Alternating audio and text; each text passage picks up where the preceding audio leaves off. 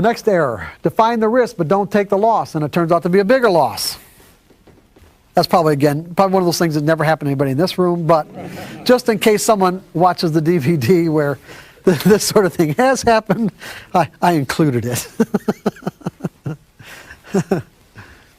Same dynamics, basically. Hesitate, get in too late. Why are you going to hesitate? Why are you going to hesitate to get in? If the criteria that you use to define an edge is present in this moment, why would you hesitate?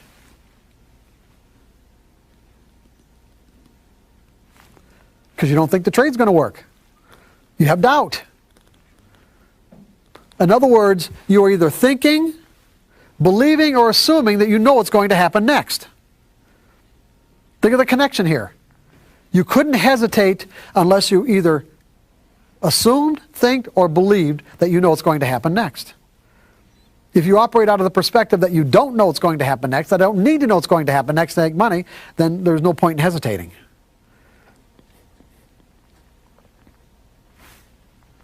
Jump the gun. Get in too soon where the signal never actually develops.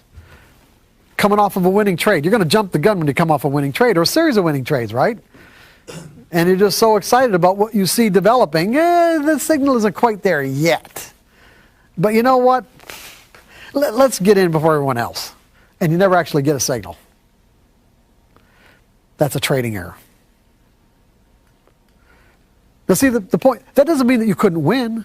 See, what you're going to find is that when you trade on what I call a trade-by-trade basis, see, we're going to make the distinction between trading trade by trade and trading over a series of trades. When you trade by trade, it means that each individual trade is like a life or death thing. In other words, I wouldn't be putting this trade on if I didn't think this trade was going to win. Not the opposite of that, which is I'm going to put on the next 20 trades because I think that 70 or 75% of them or 50% of them are going to win. There's a huge difference in perspective.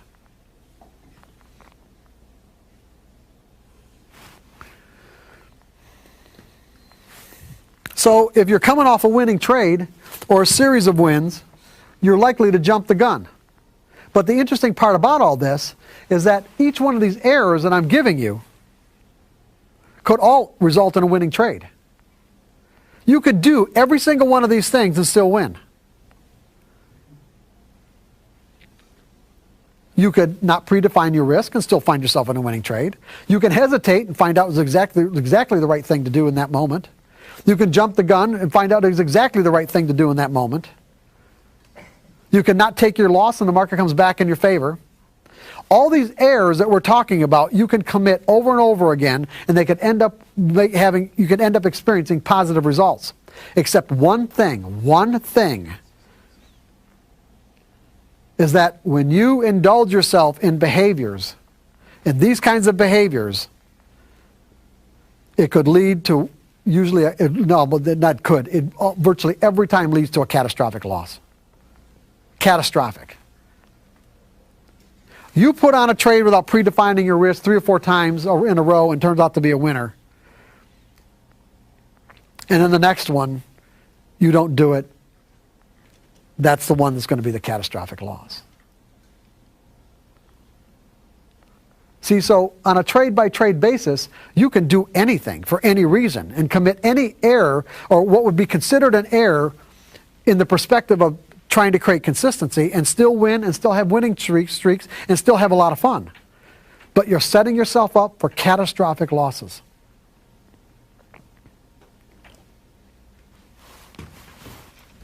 Get out of a winning trade too soon and leave money on the table. There isn't a trader alive who hasn't experienced that. Let a winning trade turn into a loser without having taken any profits. All these errors are the result of thinking, assuming, or believing that we know what's going to happen next. Move a stop closer to an entry point, get stopped out, and the market trades back in your favor. In other words, what would that tell you? If you're here, if you buy at this price right here, and you put your stop here, this is all you're really saying is that this is how far I'm going to let the market trade against my position to tell me that this trade is either not working at all or that the potential for it working is so diminished that it's not worth me staying in any longer. And then the market starts to drift down to your stop, and then you move your stop up and you get stopped out, and then the market does this. What would that tell you about your attitude? What? Yeah, and you hadn't accepted the risk of that trade, did you? See, people can put stops in the market. It doesn't mean they've really accepted the risk. You can put a stop in the market, but it doesn't mean you've genuinely accepted the risk. This would tell me, someone came to me and said, Mark, this is what I did. This is what I know. I know that you didn't accept the risk of that trade or you wouldn't have moved the stop. Move it the other way, too. What? You can move it the other way. Yeah, you can move the other way, too, you know. Because well, that's because you don't want to admit you're wrong.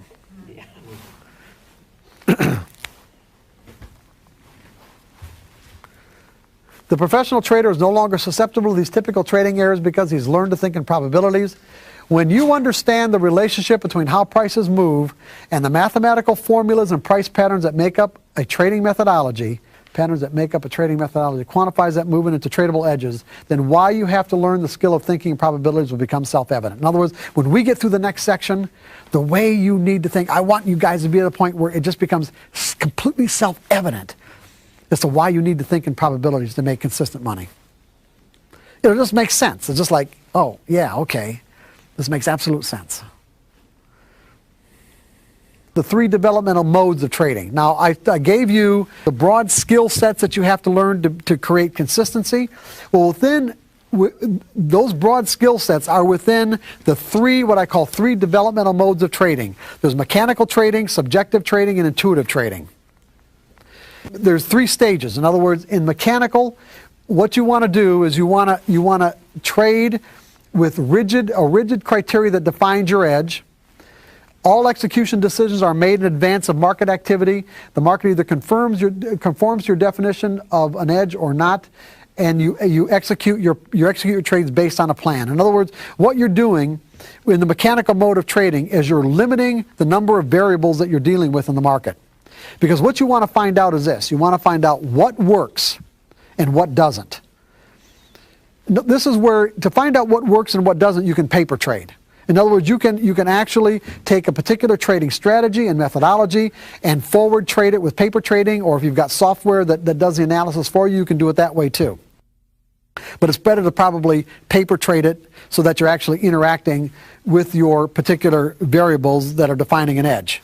So you're finding out what works and what doesn't. If you use an unlimited number of variables to define an edge, when you're trading randomly, you never find out what works and what doesn't. So you have to learn that. You have to have confidence in that. But the other part of it too is finding out whether or not your own personal psychology is made up in a way that you can actually execute that edge. And the problem with the execution part of it is that paper trading doesn't cut it. You actually have to have money on the line. And so what you do in the mechanical stage is that you use the mechanical stage as a means to learn trading skills. In other words, your focus is on skills and not necessarily on how much money you're making or not making. Because when you've acquired the appropriate skills, the money will simply just be a byproduct of those skills.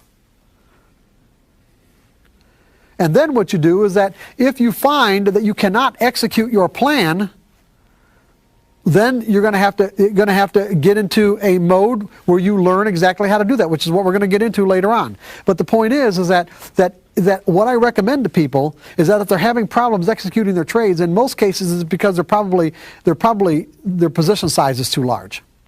In other words, once they learn that there's a specific regimen in which they can learn to be consistent. You know, what they want to do is they want their cake and eat it too, sort of.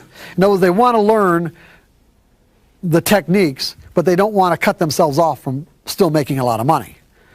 When the reality is they don't have the psychological skills to be able to execute trades based on the way they were trading before. So if they were a 5,000 share trader before, they'll set up these exercises that we're going to talk about later on in the afternoon with 5,000 shares and then completely blow it and can't do it.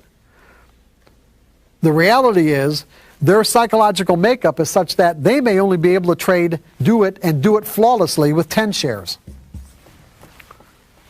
So I work with people who had to go down to 1.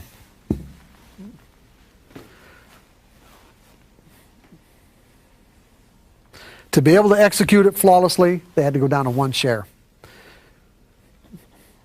And then they work their way up. Then they go to 2, and then they go to 5, they go to 10. They just work their way up. I mean, is there anybody in this room who hasn't paper traded?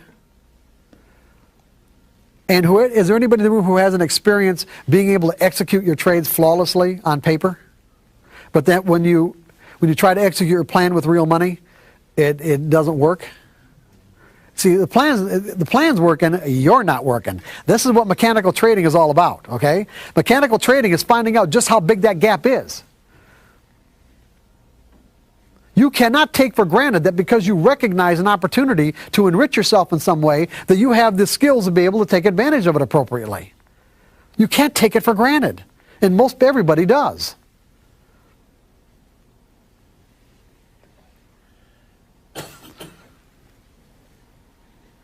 So mechanical trading gives you all this information. It tells you what works and what doesn't in the market and what works and what doesn't with you. So that you know what you need to focus on to be able to make consistent money. You guys with me on this? Yes. Is it making sense? Okay, then you can evolve, if you want, to the subjective stage of trading, because you can make consistent money trading mechanically. Okay, but most people like to be able to use their rational thinking and process and try to figure things out. And the subjective stage of trading is simply, this is a broader, more flexible mode of trading where you use everything you've ever learned about the price movement to determine your edges. In other words, all the different patterns you've learned, all the different nuances of market behavior will determine, where you get in, how much profit you take, where you set your stops. You see, in the subjective mode of trading, if someone said to me, okay, I'm buying here and my stop is here, but the market's starting to come down to my stop, and I get out right here and I don't let myself get stopped out at my original spot. Truly, for someone who's evolved in the subjective mode of trading, that's all right. You can do that. Because you're not doing it out of fear, and you're not doing it out of the fact that you haven't accepted the risk. You're doing it because you recognize the pattern that the market is giving you is such that there's a high probability you are going to get stopped out, and so therefore you might as well just scratch your trade or get out with a little bit of a loss. It's not because you're afraid. There's a huge difference. You guys with me on this?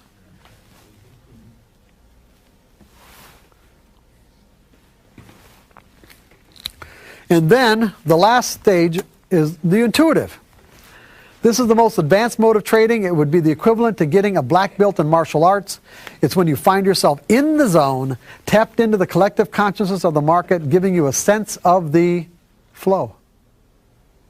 If you look at the market as being, a collection of individuals, you can tap into that. You can find yourself. It's not something you can will yourself into. You just find yourself into this zone where you're just seeing and doing things that you can't necessarily explain at a rational level.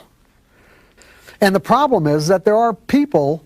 Everyone has intuitive capabilities. But some people it's completely shut off, and with others, they don't trust it because, they can't make the distinction between what's intuition and what's just their mind hoping that something's going to happen, or hoping that what they see is really what's going on, and making it feel like intuition.